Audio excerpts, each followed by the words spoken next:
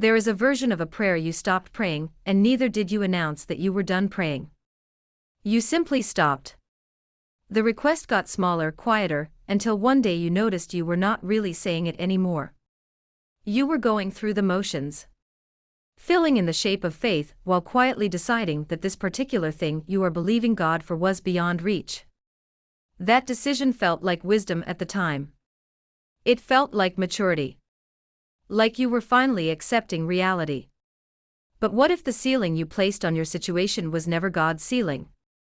What if the prayer request you quietly buried was still very much alive in His hands? For with God nothing will be impossible. Luke 1 verse 37, NKJV, Angel Gabriel spoke those words to a teenage girl who had just been told she was going to carry the Son of God. Mary had not made this request. She had not petitioned heaven with such a bold prayer. She had simply been going about her life, and into the middle of her ordinary day, God inserted the impossible. The angel's declaration was not a motivational phrase but a statement of God's nature. He does not operate inside the boundaries of what is humanly achievable. He is not limited by what your situation looks like from the outside, by what the doctors said, by what your bank account reads, by how long this has been going on. That is not a promise He made only to Mary. That is who God is, and who He is does not change depending on the century or the person He is speaking to. There is a second word worth sitting with. In Jeremiah 32, we see God speaking to a prophet who is locked in prison watching Jerusalem fall apart around him. The city is under siege, the nation is collapsing, and in the middle of all of it, God asks Jeremiah to buy a field in a city that is being destroyed. It is one of the strangest instructions in the entire Bible, but then God explains Himself. Behold, I am the Lord, the God of all flesh. Is there anything too hard for me? Jeremiah 32 verse 27, NKJV. That question was not a rhetorical one. God was pressing Jeremiah to answer it honestly. Is there anything too hard for me? Not too hard in theory, but too hard in your specific situation. This particular impossibility you are staring at. This precise door that looks permanently closed. Is that too hard for me? Jeremiah bought the field. He acted on a promise that made no earthly sense because he believed the answer was no. You may have been carrying something that has started to feel embarrassing to still believe God for. Maybe it has been 2 years, or 5 years, or longer.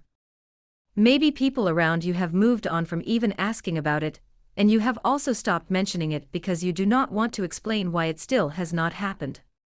That silence can creep into your prayer life without you noticing. You start praying around the thing instead of for it. You say if it is your will, not as genuine submission, but as a quiet way of giving yourself an exit from the disappointment. But God has not forgotten the prayer you stopped praying. He did not archive it, neither did He overlook your silence and conclude that the matter was settled. What you carried to Him is still before Him, and what you quietly buried is not too hard for Him. The question He is pressing you with today is the same one He pressed Jeremiah with in a city under siege. Is there anything too hard for me? Faith is not only for the moment when things look hopeful. It is most needed in the season when everything around you argues against the promise. Jeremiah did not buy that field because the circumstances made sense.